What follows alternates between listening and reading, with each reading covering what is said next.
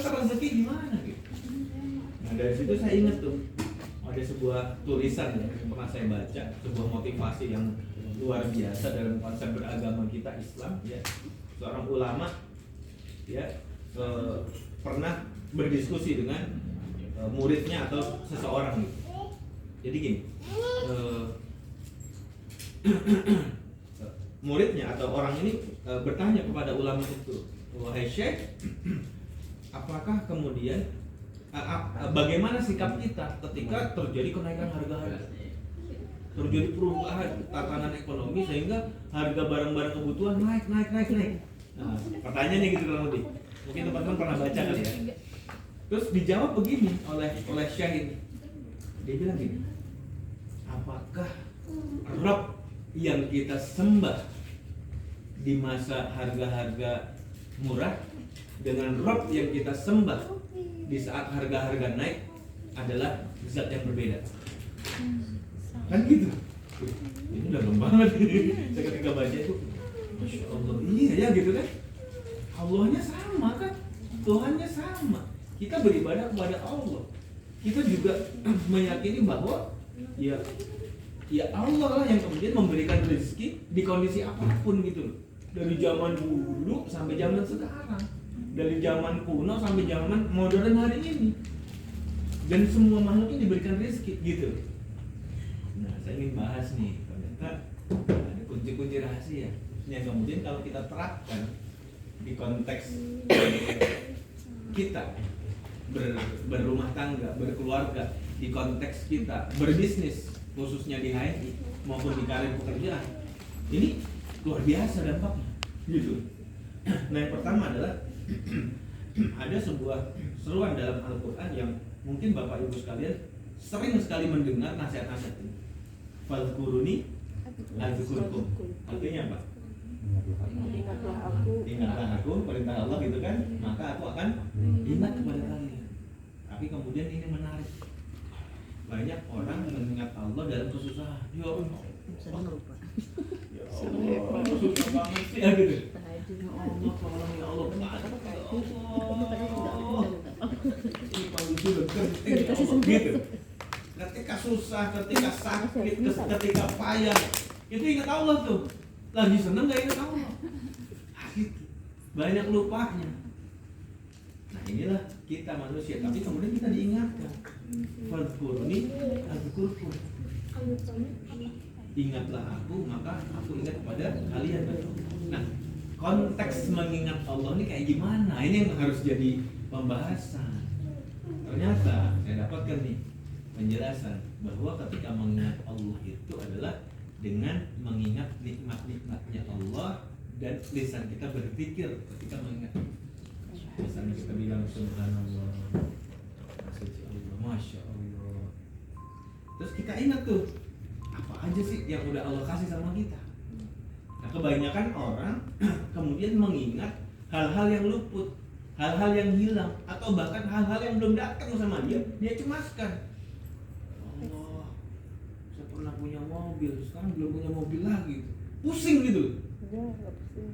Padahal harusnya gimana sikapnya? Ini saya. Happy aja bayar ganti-ganti. Iya, tapi setelah dapat pelajaran ini, oh iya juga ya. Harusnya gimana? Harusnya bersyukur gitu loh. Alhamdulillah pernah punya mobil gitu. Lu kan banyak orang yang belum Allah kasih kesempatan punya mobil. Alhamdulillah pernah punya mobil. Terus apalagi di bab mobil nih. Alhamdulillah mobil saya jadi salah satu wasilah bisa berangkat haji. Gitu ya. Alhamdulillah kan begitu, seneng gitu loh. Bukan kemudian ya Allah gak punya mobil, tiap mau pergi charter dulu. It's okay, gak ada masalah kan dengan itu. Gak usah mencemaskan, mentakutkan sesuatu yang kita harapkan tapi belum terjadi. Justru akan jauh gitu. Akan terjadi penekanan dan kita semakin gak bersyukur. Dan kita ingat lagi ya, di Al-Quran Allah menyampaikan bahwasanya barang siapa yang bersyukur maka aku tambahkan nikmatnya gitu loh, ya kan? Apa namanya ayatnya loh? Wa ada rabbikum la in syakartum la azidannakum Wala in kafartum inna adzabi lasyadid. Nah ini menarik. Kita disuruh mengingat Allah dan Allah mengingat kita.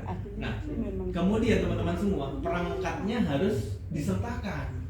Bukan sekadar mengingat Allah kita subhanallah subhanallah atau astagfirullah astagfirullah astagfirullah, tapi kemudian nggak ada pikiran dan hati yang kemudian mengikut serta ke dalam zikir, cuma mulut doang gitu.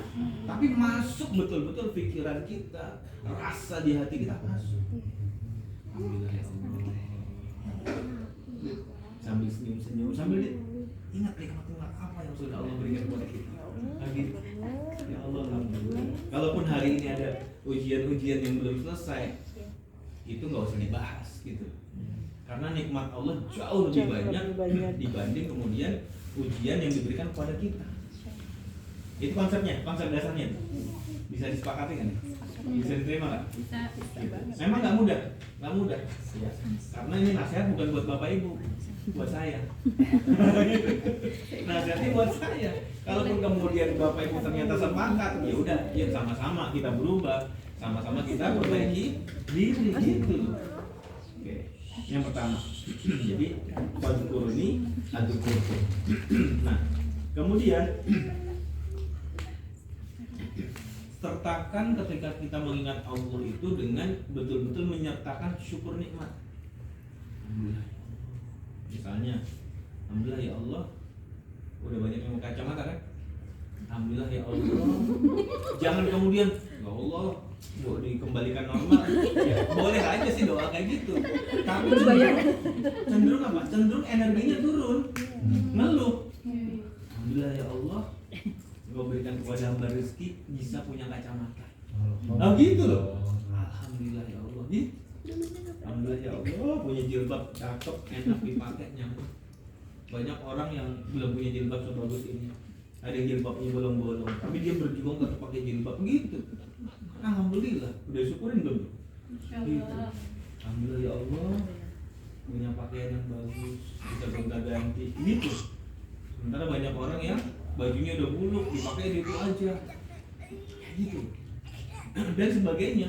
Banyak hal yang kemudian perlu kita syukuri. Kita mengingat Allah, kita mensyukuri. Nah, kemudian selalu mengingat karunia-karunia Allah, hal-hal enak, menyenangkan, bahagia, keberlimpahan, ya, kelapangan, kesehatan, ya, keberkahan, dan sertakan untuk senantiasa banyak tersenyum. Di pembahasan bab ini teman-teman, aslinya saya kalau kemudian berkaca, saya belum sesuai gitu loh.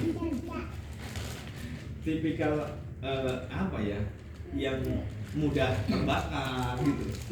Tapi ketika sudah mulai belajar, iya, ya kan Allah, saya pengen Allah rubah kehidupan saya menjadi lebih baik, lebih nyaman, gitu kan, lebih harmonis, ya, makin sakinah, rezekinya makin banyak gitu loh, dan sebagainya. Tapi kemudian kenapa saya bergemuruh, kenapa mudah meledak, kayak gitu teman-teman. Nah, ketika sudah mulai punya kesadaran itu, kadang masih ada meledak juga gitu. Ada di jalan, orang jalan kok pelan banget sih gitu jalan. Bawaannya begitu kadang-kadang. Tapi pas sudah itu, astagfirullah, ini ngapain juga gitu. Ngapain juga sih, kadang-kadang begitu. Kadang-kadang sama anak-anak gitu kan. Gemes banget gitu. Kadang sama pasangan. Tapi ya ketika kemudian menyadari bahwasanya oh iya ya, ini bagian dari sebuah apa namanya cara yang saya lakukan ini, justru energinya turun gitu.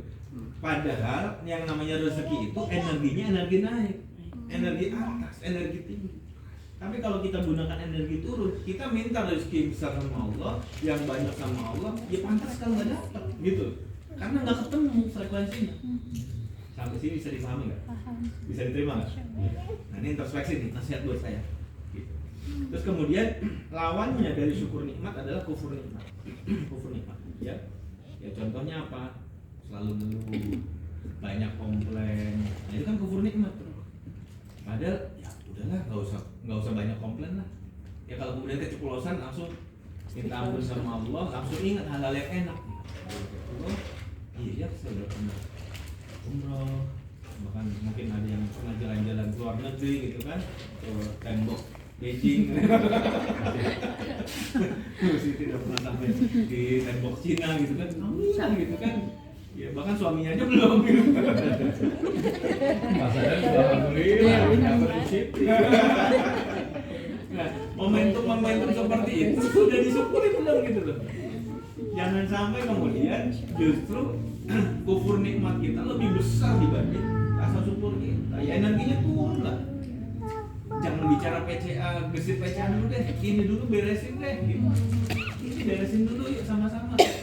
Apalagi sebentar lagi ini nggak nyampe 2 bulan lagi Ramadan bro. Gitu. Kalau kita nggak beres, gimana kita mau menyambut Ramadan dengan nyaman, dengan gembira, Allah berikan kemudahan, sukses menjalani Ramadan. Berat teman-teman. Tapi kalau ini berhasil, ya setidaknya lah kalau mungkin 0 sampai 10, the bestnya 10 skalanya gitu ya. Kita di posisi 0 hari ini, saya di posisi 0. Ya setidaknya naik ke 6, 7 lah. Kalau belum sampai 10 gitu. Jangan sampai 0, ya 0 terus, atau 1, 2 turun 0 lagi, jangan gitu. Harus naik kelas 6, 7, 8 kayak gitu. Minimal seperti itu. Ya. Terus apa lagi? Nah, diantaranya adalah ketakutan dengan masa depan. Gitu. Padahal jelas kan kita sering dinasihati oleh para guru-guru kita, para ustaz kita ya, bahwa masa depan itu Allah janjikan bagi orang yang beriman, bagi orang yang bertakwa, bagi orang beramal soleh. Masa depannya dijamin sama Allah. Nah, kita masih takut. Saya. Ini saya. Kalau bapak ibu kan udah soleh ya, udah aman. Ini saya. Yang kadang-kadang gitu masih ada tuh. Ya Allah, gimana besok ya? Ya Allah, gimana sih? Kadang masih gitu. Muncul ya. Tapi kemudian ketika mulai memahami polanya, petanya, mulai memahami konsepnya, ilmunya, nasihat itu kemudian, oh iya ya, saya nggak usah mencemaskan, mentakutkan masa depan. Toh saya belum tentu hidup kok sampai setahun ke depan, 2 tahun ke depan, ngapain ditakutin gitu? Belum tentu besok pagi juga hidup, kan belum tentu. Gitu. Sekarang aja urusan kita, banyak minta ampun sama Allah, banyak syukur sama Allah, selesai. Gitu loh. Terus kemudian apa lagi? Mencemaskan apa yang belum dimiliki. Ya, tadi sebutin belum punya mobil gitu kan. Belum punya mobil, pergi kemana-mana, kepanasan gitu kan, repot gitu segala macam. Jadi ini adalah hal-hal yang membuat kita justru menjadi seorang hamba yang kufur terhadap nikmat Allah. Kita tidak mensyukurinya, maka energinya turun. Ketika energi turun, maka dia tidak akan bertemu dengan energinya rezeki yang dia energi di atas. Sederhananya. Siap lagi? Siap. Oke. Dari mana memulainya? Memulainya adalah dari pikiran. Start from mindset. Mulai dari pikiran kita. Pikiran kita harus bisa memilih mana yang kita butuhkan, mana yang harus mulai kita tinggalkan atau singkirkan. Maka di bahasan tadi yang kita butuhkan adalah bagaimana kita sering berinteraksi, bagaimana kita sering berada di zona syukur. Gitu. Meskipun ya kadang-kadang kepleset, kita kan manusia bukan malaikat. Kita punya ego, kita punya emosi, ada emosi bahagia, senang, emosi sedih, emosi marah, kita punya emosi itu. Kita bukan malaikat yang disetel sama Allah dengan satu dengan satu tugas itu begitu aja. Loh, kita dikasih tugas macam-macam yang berubah-ubah gitu loh. Kenapa? Karena kita dikasih emosi sama Allah. Maka inilah yang kemudian menjadi sebuah tantangan sekaligus peluang. Peluang apa? Peluang amal soleh, peluang dapat rezeki besar, kayak gitu. Ya. Jadi start from mindset, dimulai dari mindset kita, pikiran kita, yaitu adalah data yang ada di pikiran kita. Maka kemudian ayo mulai perbaiki data-data di pikiran kita. Kalau kejadiannya ya kehidupan kita adalah kehidupan yang tidak nyaman, kehidupan yang ya mungkin secara finansial sedang Allah uji dengan turun gitu ya, kekurangan ya utang nggak terbayar dan sebagainya, Maka kemudian itu adalah sebuah realita yang sesungguhnya kita request sama Allah, kita minta.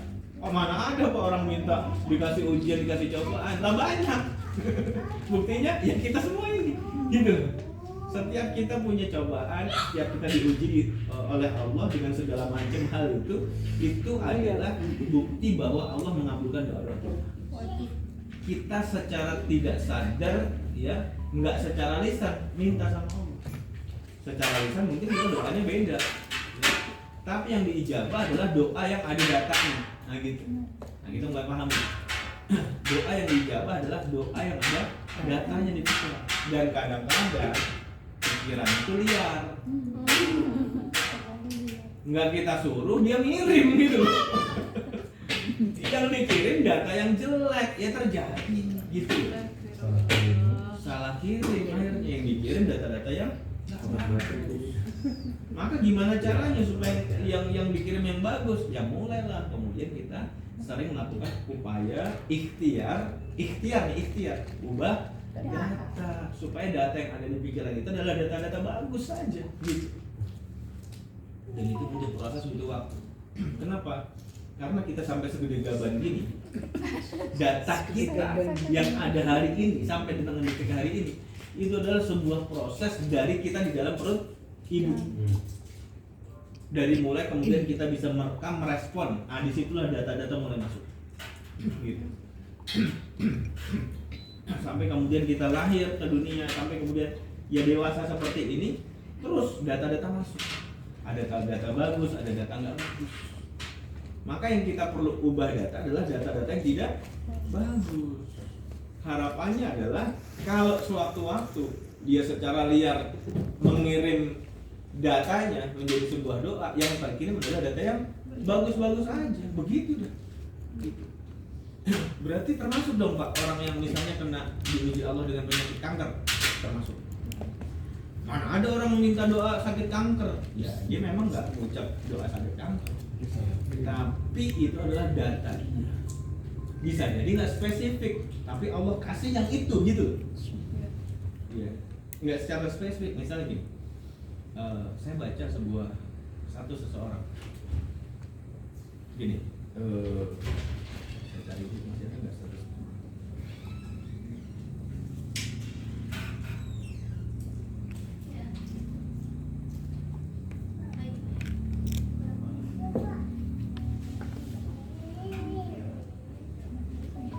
Nah gini, akan kupastikan anakku lebih beruntung dariku dalam hal apa? Bagus nggak? Bagus. Kenapa kemudian nggak nulis? Sama-sama beruntung, sama-sama enak. Nggak usah didramatisir, nggak usah bikin puisi. Nggak penting gitu loh. Kenapa harus bikin kata-kata indah? Yang itu bisa jadi sampah kok. Akhirnya apa? Ya, saya melihat orang ini memang sehingga menginginkan anaknya kelak kehidupannya lebih beruntung gitu. Bisa jadi tulisan itu ya gak? Bisa jadi tulisan yang dia tulis di status dia hari ini adalah sebuah pemahaman yang sudah ada datanya semenjak zaman dulu, dan Allah ijabah request dia dengan ujian-ujian berupa kehidupan yang tak enak dalam perjalanan kehidupan ini. Nah gitu. Emang gitu, emang begitu. Dalilnya apa? Dalilnya apa? Dalilnya sesuai prasangka. Ana indadoni, aku sebagai prasangka hamba kepada. Terus Allah juga mengabulkan semua doa kita. Dalilnya apa? Udhuni astajib lakum. Itu kan dalil-dalil yang kuat banget, soalnya gitu kan. Ada di dalam hadis, ada di dalam Al-Quran, banyak dalil-dalil yang serupa seperti itu. Allah pasti jawab kalau ada data. Nah, sayang kemudian orang mengakses data-data sampah, data-data nggak enak, data-data buruk. Itulah yang terjadi akhirnya. Oh gitu teman-teman. Ya termasuk saya masih banyak sampahnya gitu. Makanya terus. Oh ya silakan. terus berusaha berbenah, ya, terus berusaha untuk kemudian memperbaiki, mengubah data, upgrade data, terus kayak gitu. Sampai kapan? Ya, sampai kita udah habis kontraknya. Gitu harapannya teman-teman ya. Oke, selanjutnya ya, dimulai dari pikiran, terus kemudian kita lakukan ubah data, kemudian doa, ya. Teknisnya teman-teman udah paham semua insya Allah ya, karena kelas ini kan udah berlangsung berkali-kali dan saya udah sampaikan ke Bapak Tony, saya nggak akan isi lagi materi itu, apalagi di kelas publik. Ya sudahlah, udah cukup, udah lebih dari 1.000 orang. Ya, saya nggak penting sudah lebih dari 1.000 orang, karena target saya waktu itu 1.000 orang, udah selesai, udah.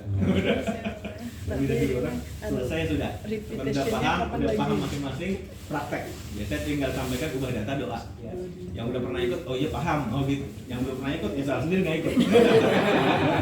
Alhamdulillah. Ya tinggal ikut ke tempat saya belajar. Bayar 4,5 juta. Punya utang sama saya berarti materi. Udah keluar.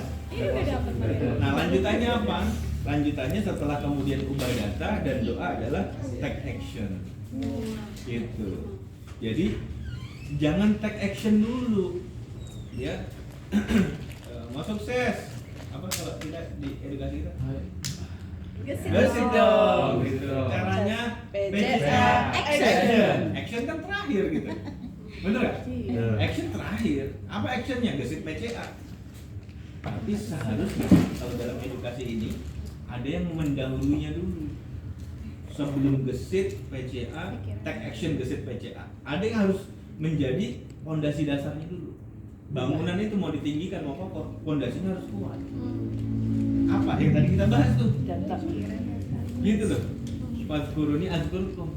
Banyak mengingat Allah supaya Allah mengingat kita, dan ingatlah nikmat-nikmat Allah yang enak-enak, yang menyenangkan, yang dilimpahi keberkahan, kebaikan, kesenangan dan sebagainya. Jangan sebaliknya. Aduh, itu mitra saya kemarin janji ke BC, udah 2 bulan nggak datang, belum lunas. Itu kan hal yang nggak enak, nggak usah diingat, gitu loh. Tinggal ubah data sama doanya aja, yang minta sama Allah, dia datang, biar bayar gitu. Iya Pak ya? Lebih enak mana coba? Enak ya. Mikirin yang tadi belum tentu dibayar, atau kemudian ubah data doa, Allah yang bayar. Enak yang satu, yang kedua? Kedua. Begitu aja tuh. Allah kasih kepada kita kok sarana-prasarananya. Kita Allah kasih kepada kita perangkat apa itu pikiran, hati gitu. Itu perangkat canggih yang Allah kasih sama kita, yang seharusnya kita pakai untuk kebaikan, kita pakai untuk minta sama Allah, kita pakai untuk doa sama Allah, kita pakai untuk menarik kebaikan, keajaiban, rezeki yang besar, kenikmatan hidup, kemudahan hidup. Tapi kemudian banyak manusia justru pakai pikirannya, pakai hatinya untuk menarik kemalangan, menarik hal-hal yang gak enak gitu loh, menarik rezeki-rezeki yang kecil doang gitu, yang gede gitu loh, yang banyak gitu, jangan yang receh-receh terus gitu, paham ya? Itu fondasinya. Baru kemudian start from mindset, dimulai dari mindsetnya, berarti datanya harus baik, benar, enak, besar, gitu. Betul. Terus kemudian apa lagi? Kemudian ubah data dan doa. Nah konsep itu sudah ada kelasnya, teman-teman praktek. Terus kemudian take action. Apa take actionnya? Nah ini penting pahami. Take actionnya adalah ya connecting to prosperity channel. Jadi menghubungkan kepada saluran kemakmuran. Nah itu dia. Catat dulu. Ini penjelasannya ya. Ya. Jadi take actionnya adalah bukan langsung gesit PCA, bukan. Entar itu masih masih jauh gitu. Masih jauh gitu. Makanya kalau saya mau menggesak mitra-mitra, Agus PCA, ayo prospek. Sayanya capek gitu. Padahal bisnis ini didesain supaya kita nggak capek. Terus ngapain milih capek? Ya, saya kemudian mencari di pelatihan-pelatihan, di materi-materi yang kemudian ada nggak sih cara lain yang nggak harus capek? Gitu. Ternyata ada gitu. Benahin dulu ininya. Tapi tetap teman-teman, proses untuk ubah data itu adalah sebuah ikhtiar. Ubah data apa? Ikhtiar. Dan itu capek. Capeknya di situ. Jangan capek di lapangan. Capek di pikiran. Di sini dulu.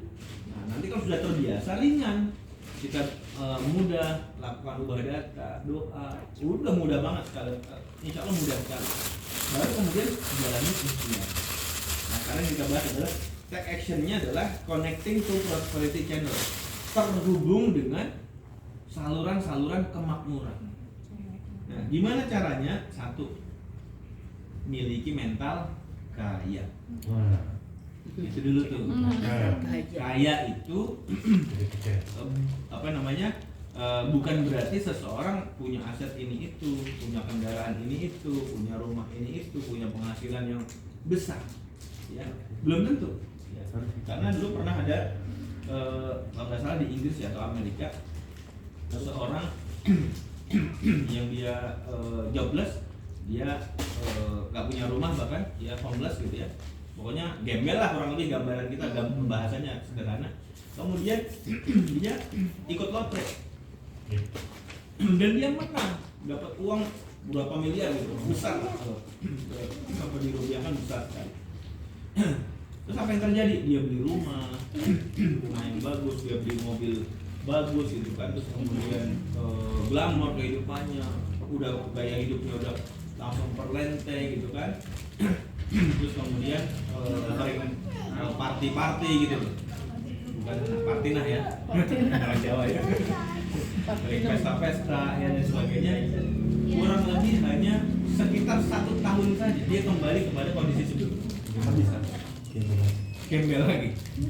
Kenapa? Karena dia nggak punya mental kaya, dia nggak punya data kaya. Jadi kalau dia dapat blok, ya habis. Kenapa? Dia nggak punya datanya, dia nggak punya ilmunya untuk mengelola kekayaannya. Habis dalam waktu yang cukup singkat, 1 tahun. Maka kemudian kalau kita hari ini belum kaya, artinya penghasilannya belum besar, belum punya aset rumah yang banyak, belum punya kendaraan yang banyak gitu ya, dan sebagainya, ukuran-ukuran kekayaan secara materi, secara finansial, maka kemudian yang perlu kita lakukan adalah miliki dulu mental kaya. Mentalnya harus kaya dulu. Nah, terus kemudian yang kedua, ya jadilah orang yang makin dermawan. Makin apa? Makin dermawan dan dermawati. Makin dermawan. Tapi kemudian di bab ini ada syarat dan ketentuan berlaku. Bukan ngasal, dermawan, mau habis-habisin, enggak gitu juga. Karena kan Islam melarang kita boros, nggak boleh. Boros nggak boleh, termasuk boros dalam sedekah nggak boleh. Bagaimana dengan sahabat Abdurrahman bin Auf, sahabat Utsman bin Affan dan sebagainya? Beda level kita sama mereka. Gimana beda? Datanya udah beda gitu, yang ngebentuk mereka juga orangnya berbeda. Kalau hari ini kita kesetanan sedekah, ini Mbak, dalam tanda kutip ya, nggak jadi apa-apa, gitu loh. Maka butuh proses, butuh tahapan, memperbaiki pikiran, menata hati dulu, sambil kemudian berproses. Maka menjadi dermawan itu nggak boleh serampangan, gitu. Ada fase-fasenya. Nyumbang. Lah, ini uang dingin, uang panas nih. Jangan sembarangan semua disumbangin. Lah uang modal disumbangin. Ya nggak boleh lah. Level kita belum sampai di levelnya para sahabat. Lagi beda. Kita perlu menata pikiran, menata hati dulu. Tapi kemudian ada ukuran-ukurannya. Ya misalnya ukuran 5% lah. Jangan pakai 2,5% lagi lah gitu ya. Gereja aja perpuluhan, 10%. ya 5% dimulai, naik 7%, 10%, boleh lebih sampai 20%, dan seterusnya. PPN lah sama. PPN 12. Masuk PPN 12 masih 2,5% juga kan gitu. Maka kemudian ya kita semakin dermawan dan kita tahu saluran-saluran. Misalnya kalau belum punya anak asuh, maka niatkan segera punya anak asuh. Ya anak sendiri aja masih berat, niat dulu niat.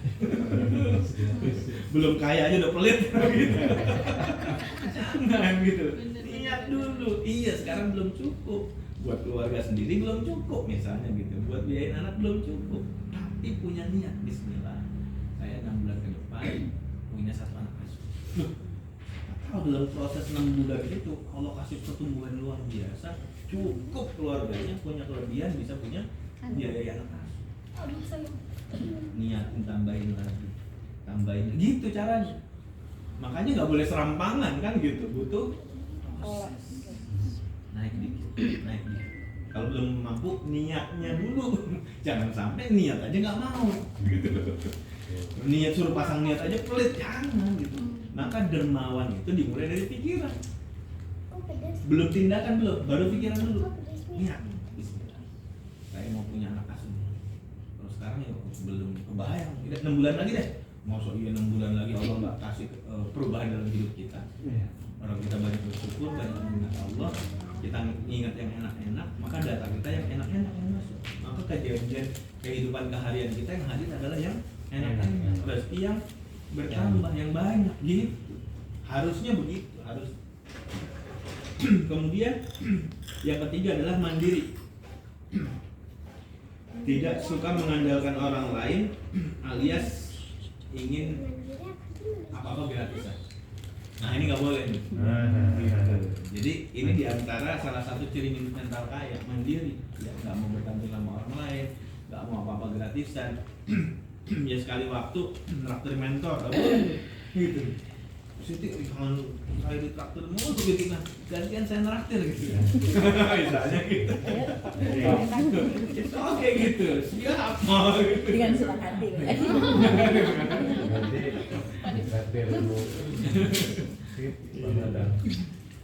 Terus kemudian berikutnya adalah punya harga diri di hadapan uang.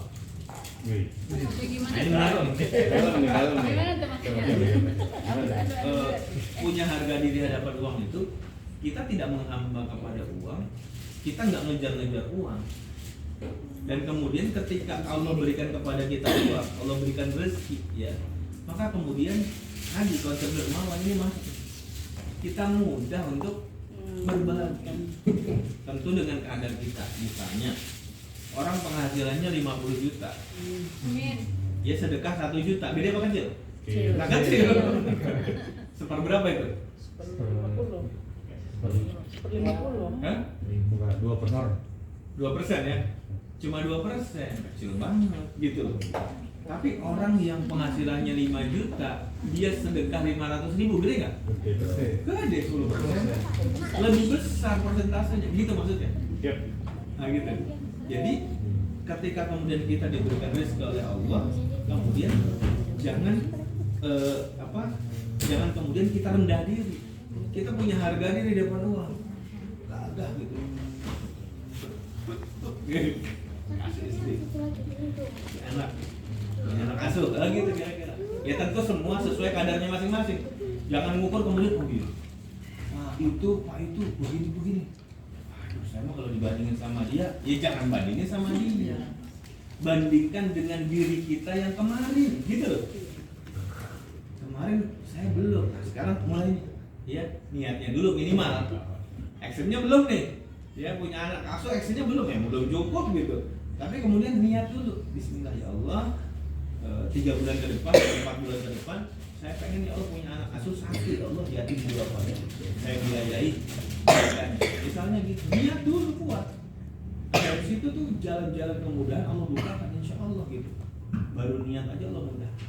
Kalau dasarnya tadi fadkuruni ankurku, banyak zikir, banyak ingat Allah, mengakses rasa bahagia, gembira, rasa terima kasih, rasa syukur, nggak mudah mengeluh, ya, nggak mengingat hal-hal yang nggak enak, kayak gitu.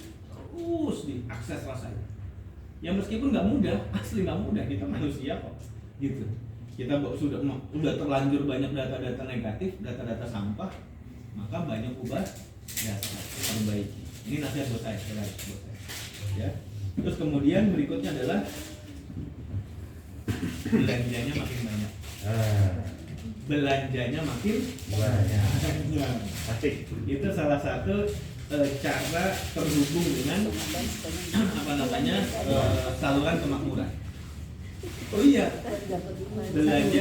belanja makin banyak, belanja dengan rasa bahagia. Nah, belanja, nah ini pahami belanja. Bahagia ya. Di Quran, saya pernah bertanya kepada AI. Ustaz AI. Meta, apa dulu Meta? AI sama Mbak Meta. Karena saya dapat penjelasan dari seorang ustadz, saya coba komparasi. Iya. Ya ternyata connecting lah, terhubung maknanya ya. Ternyata nanti saya mau tanya ke Pak Ajis nih. Yang Jadi yang ikon nih. belajar bahasa Arab kan. Kalau saya kan bahasa Arabnya cuma bahasa Arab naam gitu kan, anak antum doang. Afwan sosial. Lah, naam, anak antum gitu doang. Nah, penjelasan Ustadz ini dia sampaikan bahwa belanja dalam bahasa Arab itu disebutkan dalam Al-Quran apa? Infak. Betul ya? Itu belanja artinya. Infak itu bukan kemudian kita sedekah aja gitu loh. Termasuk ya sedekah masuk membelanjakan harta. Termasuk kita belanja beli EGM, beli MHS, beli minyak goreng, beli beras, diborong. Itu antikung, itu infak gitu loh. Betul. Gitu loh. Iya. Belanjakan harta dalam kebaikan kan gitu loh. Ya ayatnya banyak, cari sendirilah. Masanya AI. Nah ini menarik nih gitu. Jadi belanjanya makin banyak. Tapi ada tapinya. Sesuai dengan Tapi bukan untuk hal yang boros. Beda. Nah, bahasan tadi kan udah saya bahas nih. Saya ingatkan lagi. Bukan kemudian untuk hal yang boros, untuk foya-foya enggak. Sesuai dengan kadar kita hari ini. Gitu loh. Nah, contoh lagi. Misalnya gini, saya dan para leader kemudian mengingatkan dan mengedukasi, mengajak para mitra, khususnya para leader yang sudah punya mitra-mitra untuk punya habit, punya kebiasaan positif dalam menjalankan bisnis ini. Apa itu? TP pribadi selesai di pekan pertama. Berapa? 200 poin atau 600 poin? Mantap. Jangan tunggu di malam terakhir inputannya masih nol nih. Apalagi. Mitranya omsetnya udah gede. Entar jangan gitu. Jadi segerakan. Kenapa? Karena itu kebutuhan kita. Need, kebutuhan kita harus menjadi kebutuhan kita. Kebutuhan apa? Bukan sekedar kebutuhan kita pakai loh. Jadi bagi kita yang bisnis HNI, kebutuhannya bukan sekedar kebutuhan pakai. Oh iya, saya butuh susu kambing, saya butuh sevel, saya butuh MHS, saya butuh terus on, saya butuh madu, saya butuh macam-macam, saya pakai, saya konsumsi. Bukan sekedar itu kebutuhannya, tapi juga kebutuhan kita untuk bertumbuh di bisnis ini. Paham nggak? Paham nggak? Nah, kebutuhan kita bertumbuh di bisnis ini dimulai dari sebuah proses kebiasaan dan memberikan teladan, yaitu apa? TP di pekan pertama tuntas awal bulan, setiap bulan. Tanggal 7 berarti tuntas tuh 200 poinnya, 600 poinnya, gitu. Oh begitu, kembali lagi kan pengen gak sih terhubung dengan Sama kemauan. gitu tadi apa namanya saluran kemakmuran, pengen nggak? Pengen dong. Itu dijalanin tuh, punya mental kaya, makin dermawan, mandiri, nggak suka ngandelin orang, nggak pengen apa-apa serba gratisan. Bukan berarti kemudian dikasih sama orang, nggak mau, saya nggak mau gratisan. Kalau dikasih diterima lah.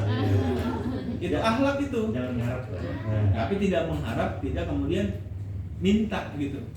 Mudah-mudahan dikasih gratis nih. Gitu juga gitu loh. Kalau dikasih terima gitu. Tapi nggak kemudian meminta-minta atau berharap-harap ya. Punya harga diri di hadapan uang dan belanjanya makin Bahagia dan banyak. makin banyak dengan rasa bahagia. Masya Allah. Begitu. Emang begitu gitu. Ya saya belajar dari para master ya. Ini saya belajar dengan di luar HNI gitu ya, yang mereka bisnisnya macam-macam dan ya alhamdulillah pilih mereka betul dan menjalankan proses ini. Gitu, alhamdulillah. Siap lanjut? Lanjut. Tapi sebelumnya mau ada yang ditanya dulu nggak sampai di pembahasan tadi? Tadi kan yang apa namanya merasa punya harga diri depan uang. Uang. Agak kurang. Apakah apa ya? Cuek aja gitu atau padahal mas sebenarnya contohnya kantongnya lagi apa namanya ya tidak tebel gitu tapi ini ada nih duit takut nih di yang lain nih contohnya takutan Iya. ya kan gitu kadang-kadang nah, minta juga kayak bukan berharap sama Allah kan bahasanya gitu ya tapi kok kayak butuh ya ada apa namanya ada keperluan di rumah ya gitu Ya, oke. Jadi di pembahasan ini Connecting to Prosperity Channel ini setiap orang punya proses untuk menuju ideal. Tidak harus langsung sekaligus. Kalau memang masih ada hal-hal yang belum, tapi mulai berproses sempurnakan. Ya termasuk tadi pembahasan tentang punya harga diri di hadapan uang. Artinya kita tidak menghamba kepada uang, kita kemudian merasa bahwa rezeki itu sudah diatur dan ditakar oleh Allah, tinggal kemudian takaran dan Allah akan berikan itu sesuai dengan kadar apa yang kita minta. Maksudnya apa? Sesuai dengan data kita. Kalau data kita besar, Allah kasih besar. Data kita besar, kita doa sama Allah, dikasih besar. Data kita kecil, kita doa sama Allah, dikasihnya kecil. Gitu. Ya Allah, kasih saya penghasilan 50 juta sebulan ya Allah. Datanya 10 juta, ya 10 juta aja maksimal. Kurang lebih gitu gambarannya. Karena yang diijabah itu yang ada datanya. Data itu akan menimbulkan rasa, feel-nya dan ada yang menyampaikan bahwa rasamu adalah doa. Jadi tanpa kemudian kita mengucap sekalipun, kadang-kadang dia meluncur dan Allah ijabah. Makanya banyaklah mengakses data yang besar, mengcopy data besar kayak gitu. Ubah data. Kalau belum ada datanya, copy data. Kayak gitu sampai kemudian betul-betul feel-nya kuat sekali. Insya Allah itu akan dimudahkan. Itu kurang lebih Pak Ajis. Oke, ada yang lain? Lanjut. Oke. Nah, ini ada 2 tips nih supaya kita tidak selalu kepepet dalam urusan finansial atau istilahnya rezeki last minute. Kalau udah last minute baru ada nih, tapi Allah kasih deg-degan dulu gitu. Tapi selalu dapat gitu. Cuma deg-degan mulu ya Allah. Jangan gini lagi ya Allah. Jangan bercanda mulu. Ya Allah jangan bercanda dong ya Allah gitu. Jangan bikin deg-degan terus gitu loh. Yang enak kayak gitu. Di datanya aja dibenerin. Karena datanya data last minute, Allah kasih last minute. Gitu. Deg-degan terus ya. Datanya memang begitu. Mau gimana? Jadi dulu badannya. Nah, yang pertama, ini penting nih. Yang pertama adalah jangan tunda-tunda bayar kewajiban. Jadi kalau kita punya kewajiban, ya segerakan. Tapi misalnya saya punya utang nih, terus saya belum mampu secara langsung membayar hutang itu. Maka yang saya lakukan adalah saya berusaha mencicil. Ada pos-pos yang saya niatkan ini untuk membayar. Ya. Dan saya berdoa kepada Allah, ya Allah mampukan ya Allah biar cepat ngumpul gitu. Biar cepat selesai. Atau selesaikan dengan cara menolong. Gitu. Tapi ikhtiarnya ada. Nah gitu. Termasuk kemudian yang kedua adalah jangan tunda-tunda untuk membeli secara tunai apa yang kita butuhkan. Beras sudah mau habis nih, tapi nggak usah, udah bismillah. Sambil pasang data, ubah data doa gitu ya Allah. Setiap saya belanjain uang untuk kebutuhan, ganti ya Allah. Ini kan Allah mah kan sesuai perasaan hambanya. Kita ngomong gitu tapi prasangkanya datanya nggak sesuai, makanya nggak jadi. Makanya ubah data itu penting, doa itu penting gitu. Sebelum kita ikhtiar, ya sebelum belanja, pasang dulu gitu loh. Datanya diperbaiki dulu. Kita belanja, maka akan Allah gantikan. emang gitu, emang begitu. Makanya saya ya terlepas dari banyak orang yang hari ini nggak suka dengan sosok seorang ustadz ya, yang sebelumnya mengeluh-elukan dan sangat memfavoritkan, tapi belakangan karena pilihan politik beliau orang membenci. Saya nggak ngaruh dengan keputusan orang-orang. Saya tetap respect dengan beliau karena beliau punya jasa besar untuk kemudian membangkitkan dan menyadarkan Indonesia tentang konsep giving. Jadi Sumanto. Iya. Ya terlepas dari keputusan beliau, ya pilihan ikhtiar politik beliau yang waktu itu agak ekstrim di kancah perpolitikan yang beliau berada di ya anggaplah di kelompok tertentu gitu kan, geser gitu kan, wah di sini caci maki. Tapi bagi saya ya, itu pilihan beliau, nggak ada masalah, silakan aja. Kalaupun salah ya sudah lah, urusan beliau sama Allah, begitu aja dah. Tapi saya merasa beliau itu salah satu orang yang punya jasa besar dan pernah menghadirkan sosok seorang Imam Masjidil Haram. Siapa itu? Syekh Sudes. Dan itu dipuji oleh salah satu tokoh Salafi Indonesia, Dr. Erwandi. Jangan kemudian melihat sisi-sisi beliau dalam sebuah kajian yang menyampaikan itu, saya pernah lihat gitu. Bahkan beliau salah satu orang yang berjuang untuk Quran dan menghadirkan sosok Syekh Sudes Indonesia gitu.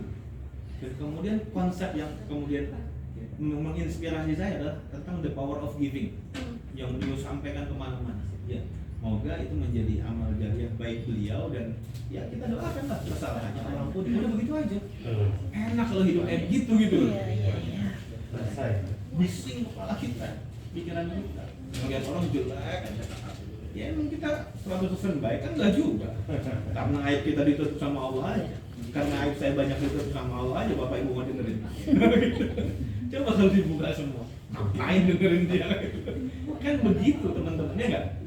Iya. Maka kemudian, nah yang kedua ini jangan tunda membeli sesuatu apa yang kita butuhkan. Nah, Ustaz Yus Mansur itu punya sebuah mindset yang keren banget menurut saya. Mindsetnya keren banget. Jadi banyak orang yang kemudian mengikuti, ya terlepas kemudian ada ulama yang mengkritisi juga ya pengambilan dalilnya, tapi setidaknya ya Pak, enggak. Setidaknya yang namanya pembelajaran, ya strata masyarakat dalam belajar agama itu kayak tingkatan pendidikan. Bisa jadi beliau itu ingin menginspirasi orang-orang yang pemahaman beragamanya masih tataran taman kanak-kanak. Iya, orang awam kan. Ya, kalau pakai kajian-kajian berat nggak masuk. Tapi dengan cara seperti itu, gitu ya, praktekin. Dan orang ngopi data, praktek berhasil, wah bener. Naik lagi. Ya terlepas dari niatnya sekedar didapatkan dunia, ya itu namanya masih TK kan. Ya kita TK dulu disuruh puasa sama orang tua, kasih hadiah ya.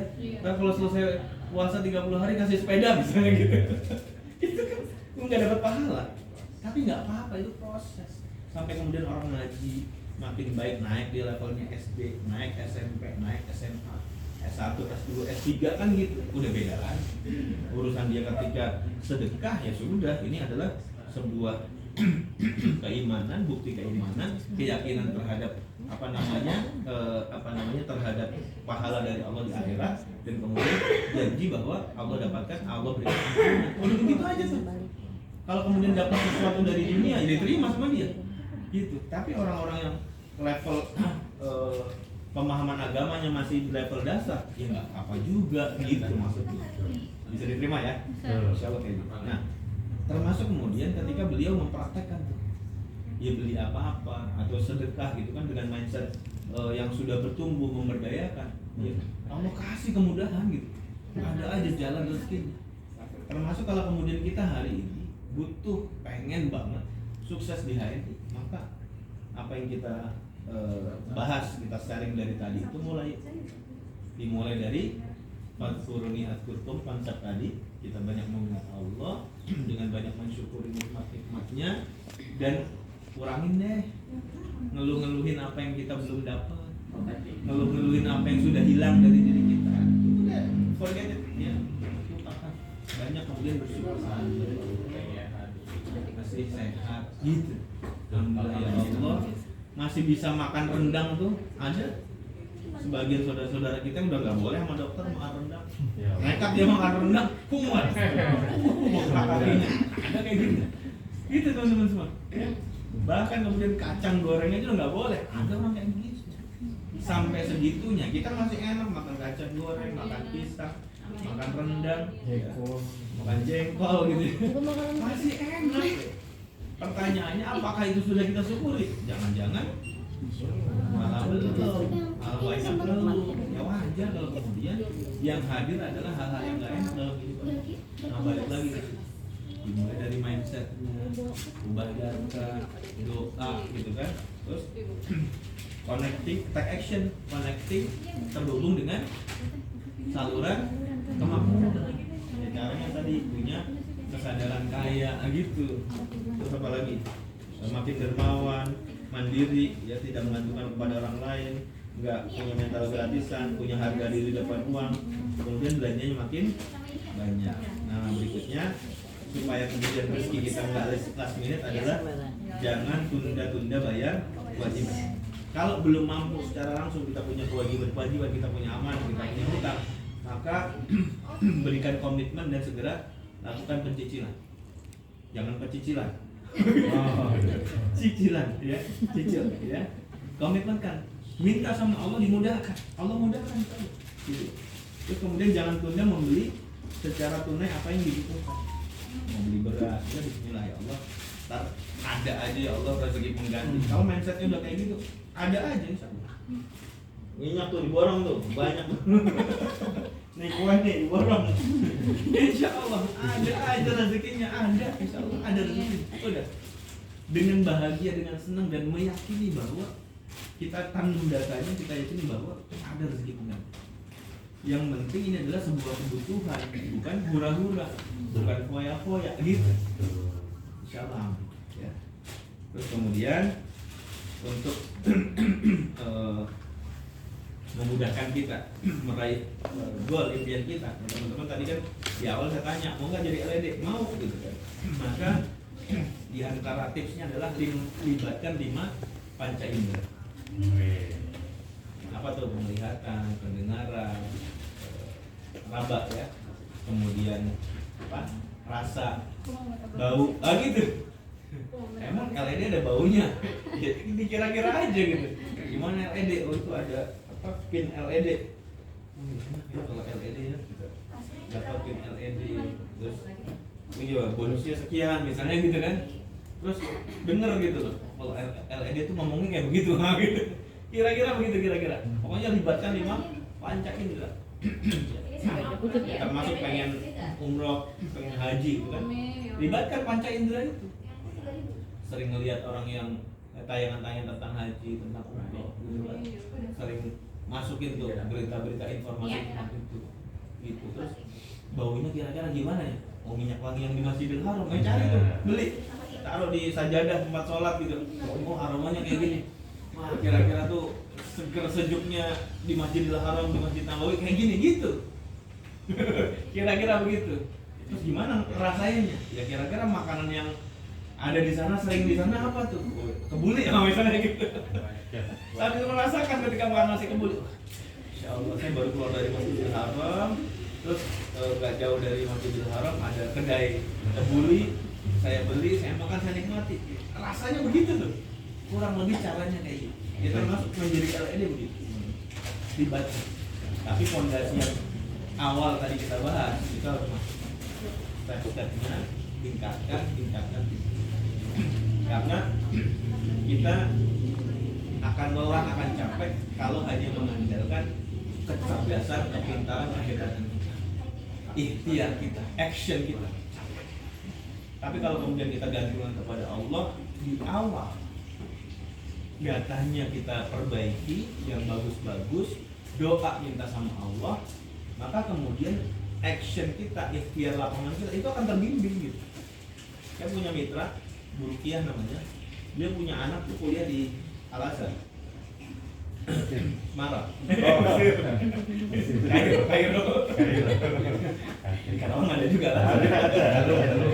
Jalur Kairo Mesir ya. S1 di sana. Perempuan. Tingginya 170. Tinggi banget. Beratnya 100 kilo. Nah, setelah ibunya belajar konsep ubah data, diajarin anaknya, Kak, praktekin ini untuk apa aja kebutuhan kamu. Salah satunya dia praktekin untuk turun berat badan. Dia bikin ubah datanya, dia doa. Dia nggak kemudian secara serius menjalankan ikhtiar atau saya ngatur pola makannya, enggak, terbimbing aja. Tahu-tahu dia ya mengurangi makan ini dengan sendirinya, itu dimudahkan gitu loh.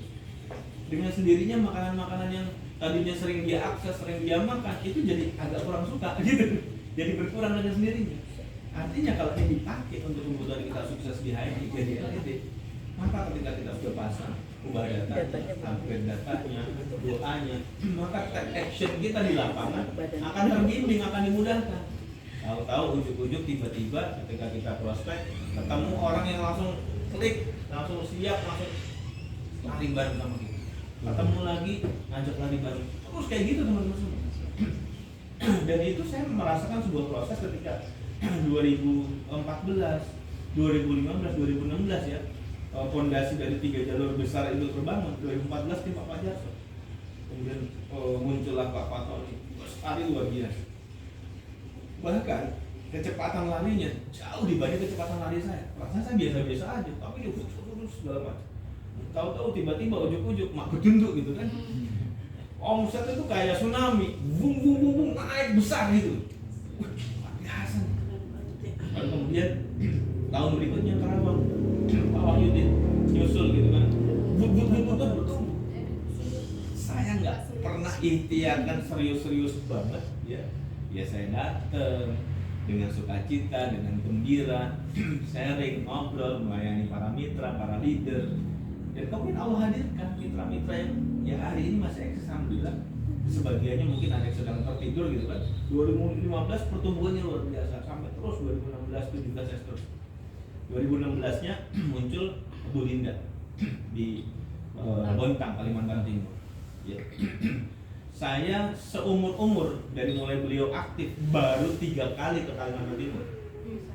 Pertama kali ke Bontang, terus habis itu keliling beberapa kedua ke Bontang lagi, ketiga saya ajak Pak Ion untuk keliling dari mulai Balikpapan, Samarinda, Bontang, Berau enggak? sampai Berau terakhir. Borneo. Enggak di Berau. Sampai Berau itu. Berau. 9 hari. Umroh. Kita gantian nyupir. Gantian nyupir, masya Allah, di hutan ya. Masya Allah. Nah, itu sebuah pengalaman luar biasa. Saya cuma 3 kali datang ke sana. Dan sampai dengan hari ini saya tidak tergabung di grup beliau. Grup beliau nggak ada. Tapi omsetnya tetap Stabil ya. eksis. Meskipun yang nggak gede-gede amat, ya belum segede grupnya Pak Wahyu di Karawang belum. Tapi eksis, beliau masih LED. Gitu. Nggak saya apa-apain pun masih bertahan. Gitu. 3 kali. Nah, ternyata ketika saya mulai belajar pola-pola ini, oh iya ya, secara tidak sadar ini adalah puzzle-puzzle yang terhubung. Sebagiannya saya sudah praktekkan dan dapat gitu. Tapi karena dulu belum paham konsepnya, polanya, teorinya, akhirnya ya kebetulan cocok dengan konsep itu terjadi gitu. Dan nggak bisa diulangi. Nggak tahu sekolah. Nah, setelah kemudian memahami, oh ternyata ini ada ilmunya gitu loh. Bukan sekonyong-konyong tiba-tiba ujuk-ujuk aja. Ternyata ini bisa direkayasa, bisa kita ciptakan, bisa kita buat, bisa kita minta sama Allah dan Allah kasih. Gitu. Dengan apa? Ya konsep yang kita bahas sore hari ini. Insya Allah kita praktekkan, terjadi lagi. Dan silakan dipraktekkan dalam ranah kehidupan kita apapun, karena ini hal yang baik. Kiranya itu saya sampaikan. Terima kasih. Assalamualaikum warahmatullahi wabarakatuh. Waalaikumsalam. Jelas ya, nggak ada pertanyaan lagi kan? Yang mau nanya boleh.